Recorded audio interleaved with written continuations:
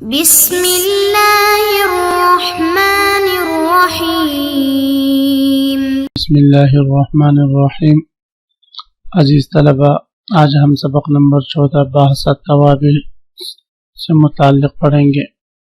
نعت سے متعلق بحث چل رہی تھی، آج ہم نعت سے متعلق یہ بات پڑھیں گے کہ اس میں ضمیر کبھی بھی نعت واقع نہیں ہوتا اور نہ اس میں ضمیر کے لیے کسی نعت کی ضرورت ہوتی ہے۔ یہ آج کے سبق کا خلاصہ یہ ہے۔ سب سے پہلے ہم عبارت پڑھتے ہیں، پھر اس کے بعد ترجمہ اور مختصر تشریح ہم پڑھیں گے۔ فرماتے والمضمر لا یوصف لأن ضمیر المتکلم والمخاطب أعرف المعارف وأوضحها فلا حاجة لهما إلى التوضيح، وحمل عليهما ضمير الغائب وعلى الوصف الموضح الوصف المادح والذم وغيرهما طردا للباب، ولا يوصف به لأنه ليس في المضمر معنى الوصفية وهو الدلالة على قيام معنى بالذات، لأنه يدل على الذات لا على قيام معنى بها، وكأنه لم يقع في بعض النسخ قوله ولا يوصف به، ولهذا اعتذر الشارح الرازي وقال ولم يذكر المصنف أنه لا يوصف بالضمير لأنه تبين ذلك بقول والموصوف أخص أو مساو، أي الموصوف المعرفة أشد اختصاصا بالتعريف والمعلومية من الصفة، يعني أعرف منها لأنه المقصود الأصلي، فيجب أن يكون أكمل من الصفة بالتعريف أو مساويا لها، لأنه لو لم يكن أكمل منها فلا أقل من أن لا يكون أدول منها۔ والمضمر لا يوصف به سے مصنف علیہ الرحمہ یہ ضابطہ ذکر فرما رہے ہیں کہ المضمر لا یوصف ولا یوصف به، کہ اس میں ضمیر کی نہ صفت بیان کی جاتی ہے اور نہ اس کے ذریعے کسی کی صفت بیان کی جاتی ہے، یعنی اس میں ضمیر نہ موصوف واقع ہوتا ہے اور نہ صفت۔ اب موصوف اور صفت دونوں یہ واقع نہیں ہوتا، اس کی وجہ کیا ہے؟ تو مصنف علیہ الرحمہ نے اس کی وجہ یہ ذکر فرمائی ہے کہ اس میں ضمیر موصوف واقع نہیں ہوتا۔ موصوف واقع نہ ہونے کی وجہ یہ ہے کہ ضمائر یا تو متکلم کی ہوں گی یا مخاطب کی ہوں گی۔ متکلم اور مخاطب یہ سب سے زیادہ معرفہ کی قسموں میں عارف ہے، معرف ہیں، سب سے زیادہ واضح ہیں۔ تو جو چیز سب سے عارف ہو، معرف ہو، موضح ہو، تو اس کی مزید توضیح اور مزید صفت بیان کرنے کی ضرورت نہیں رہتی۔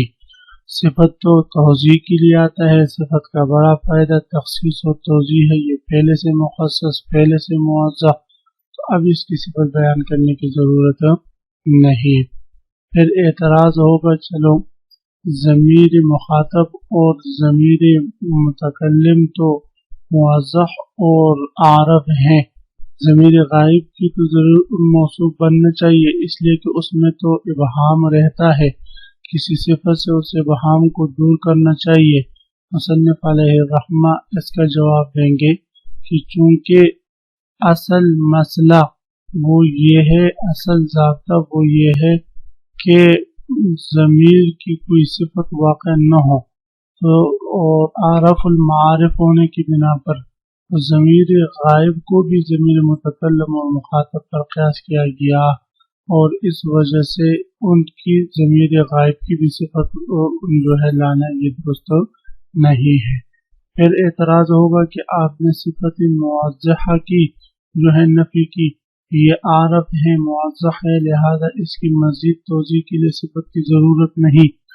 اگر اس میں ضمیر کے لیے کوئی ایسی صفت لائی جائے جو صفت مادحہ ہو، تعریف پر مشتمل ہو، یا صفت ذامہ ہو، مذمت پر مشتمل ہو، تو آیا یہ درست ہے؟ مصنف علیہ الرحمہ فرمائے جس طرح صفت موضحہ درست نہیں، اسی طرح صفت مادحہ اور ذامہ بھی درست نہیں. فرماتے والمضمر لا یوصف، اور اس میں ضمیر کی صفت نہیں لائی جاتی. لأن ضمیر المتکلم والمخاطب، اس لیے کہ ضمیر متکلم اور ضمیر مخاطب عارف المعارف، یہ معارف کے قسموں میں سے سب سے عارف ہے، سب سے زیادہ جو ہے پہچان والا ہے. وأوضحها، اور سب سے زیادہ اوضح ہے، واضح ہے. فلا حاجت لهما إلى التوضیح، لہذا ضمیر متکلم اور مخاطب کی تو مزید وضاحت کی ضرورت ہی نہیں. وحمل علیہما ضمیر غائب، اب جواب دے ضمیر غائب کی تو توضیح کی ضرورت ہونی چاہیے. تو فرماتے ہیں وحمل علیہما، اور محمول کیا جائے گا ان دونوں پر. ہما ضمیر مخاطب و متکلم کی طرف راجع ہیں. کس چیز کو محمول کیا جائے گا؟ ضمیر غائب، ضمیر غائب کو. وعلى الوصف الموضح الوصف المادح والضام، اور محمول کیا جائے گا وصف موضح پر، یعنی صفت موضحہ پر صفت مادحہ اور ضامہ کو بھی قیاس کیا جائے گا. وغیرہما، اور ان کے علاوہ دیگر جو ہے صفت مؤکدہ وغیرہ ہے، یہ بھی کسی اسم ضمیر کے لیے نہیں لائی جا سکتی. طردن للباب، طردن للباب، ان کو بھی جو ہے صفت موضحہ پر قیاس کیا جائے گا، اور ان سے بھی کسی ضمیر کی صفت نہیں لائی جائے گی. ولا یوصف به، اب یہ اسی ضابطے کا دوسرا جز ہے کہ جس طرح ضمیر کی صفت نہیں لائی جاتی، اسی طرح ضمیر کسی کے لیے صفت بھی واقع نہیں ہو سکتی. یعنی ضمیر کے ذریعے کسی چیز کی صفت نہیں بیان کی جائے گی. بھئی ضمیر کے ذریعے کسی چیز کی صفت کیوں نہیں بیان کی جائے گی؟ تو اس کے لیے مصنف علیہ الرحمہ نے یہ بات ذکر کی ہے کہ ابھی ہم نے پڑھا کہ ضمیر عارف المعارف ہیں، اوضح المعارف ہیں. تو اگر ہم کسی اسم کو موصوف بنا کر اس موصوف کے لیے اسم ضمیر سے صفت بیان کریں گے تو ظاہر ہے موصوف کا صفت سے وضاحت میں، توضیح میں اور تعریف میں اعلیٰ ہونا ضروری ہے، اخص ہونا اور اکمل ہونا ضروری ہوگا، اس لیے کہ صفت تو تابع ہوتا ہے اور وہ متبوع ہے. تو اس صورت میں ابھی ہم نے پڑھا کہ ضمیر یہ عارف اور اوضح ہے، اکمل ہے. اب اگر ہم اس کو کسی اسم کے لیے صفت بنائیں گے تو ظاہر ہے وہ اسم موصوف وہ اکمل، عارف اور اوضح بنے گا. تو یہ خلاف جو فطرت ہے یا خلاف جو ہے قانون لازم آئے گا، اور یہ معاملہ برعکس ہو جائے گا. جس چیز کو اخص اور اکمل ہونا چاہیے تھا اس کو ہم جو ہے وہ درجہ نہیں دے رہے ہیں، دوسرے کو دے رہے ہیں، تو یہ ٹھیک نہیں. تو اس لیے فرماتے ولا یوصف به، اور اس میں ضمیر کے ذریعے کسی چیز کی، کسی اسم کی صفت بھی بیان نہیں کی جائے گی. لأنه ليس في المضمر معنى الوصفیت، بھئی اس کی سب سے ایک واضح وجہ تو یہی ہے کہ اس میں ضمیر میں وصفیت کا معنی ہی نہیں، اس میں ضمیر میں وصفیت کا معنی نہیں. کیوں بھئی؟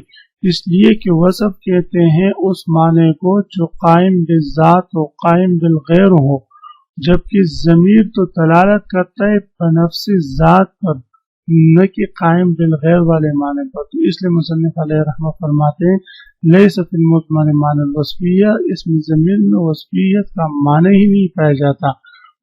لیس فی المضمر معنی الوصفیہ، جب اس میں ضمیر میں جو ہے وصفیت کا معنی ہی نہیں پایا جاتا، اس لیے فرمایا المضمر لا یوصف ولا یوصف به وهو دلالت علی قیام معنی بالذات. معنی وصفیت کیا ہے؟ وہ دلالت کرنا ہے اس معنی کے قیام پر جو معنی قائم ہو کس کے ساتھ بھی؟ ذات کے ساتھ. لأنه يدل على ذاتی، اس لیے کہ یہ دلالت کرتے ذات پر، لا علی قیام معنی به، نہ کہ اس معنی پر جو ذات کے ساتھ قائم ہو. وكأنه لم يقع في بعض النسخ قوله ولا يوصف به. اب یہاں پر بطور جملہ معترضہ کے مصنف علیہ الرحمہ نے یہ بات ذکر کی ہے کہ شارح رضی نے ولا یوصف به کو ذکر نہیں کیا، اور مطلقاً جو ہے آگے اخص اور مساون کی طرف گئے ہیں. تو مصنف علیہ الرحمہ یعنی شارح رضی بھی یہی کہتا ہے کہ ولا یوصف به، ان کے ہاں بھی ضابطہ یہی ہے، لیکن انہوں نے اس بات کو ذکر نہیں کیا بقول مصنف کے۔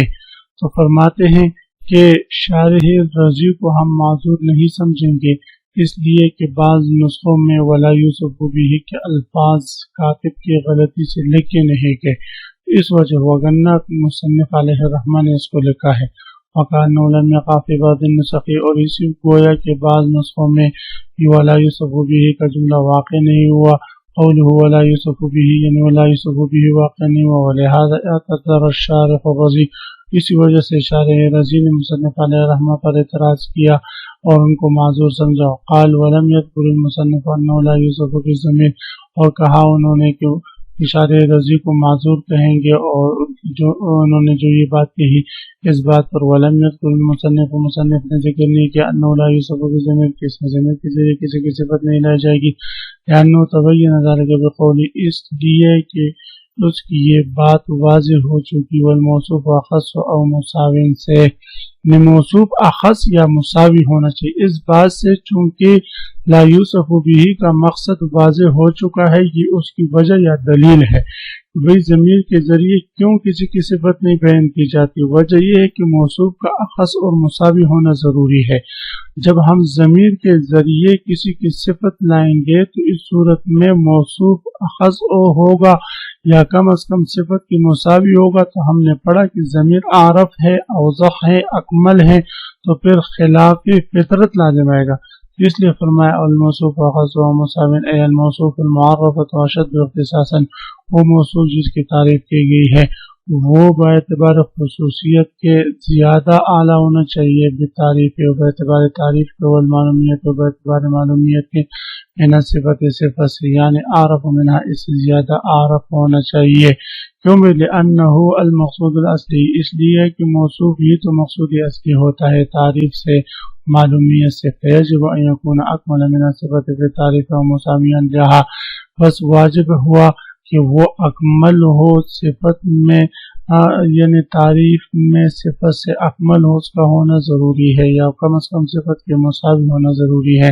لأنه لو لم يكن اکمل من، اس لیے کہ اگر یہ صفت سے اکمل نہ ہوگا یا مساوی نہ ہوگا، فلا اقل من الا يكون ادون منها، تو ہم یہ نہیں کہہ سکتے فلا اقل، یہ بات بھی کم نہیں ہے کہ وہ اس سے کم نہ ہو، یہ بات بھی کچھ جو ہے کم اہمیت کے حامل نہیں کہ اللہ یکون ادون منہا، کہ کم از کم وہ موصوف اور صفت سے ادون نہیں ہونا چاہیے۔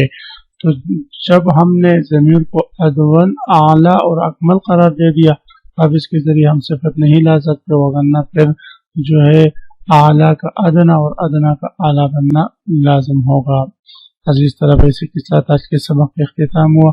آج کے سبق کا خلاصہ یہ ہوا کہ المضمر لا یوصف ولا یوصف به، اس میں ضمیر کی نہ جو ہے صفت بیان کی جاتی ہے کسی اسم سے، اور نہ اس کے ذریعے کسی کی صفت بیان کی جاتی ہے، یہ ضابطہ ہے۔ اس کی تفصیل مصنف علیہ الرحمہ نے بیان کر دی، آپ حضرات اس کو خوب غور سے سنیں سمجھیں۔ اللہ ہم سب کا حامی و ناصر ہو، آمین۔ وآخر دعوانا ان الحمد للہ رب العالمین۔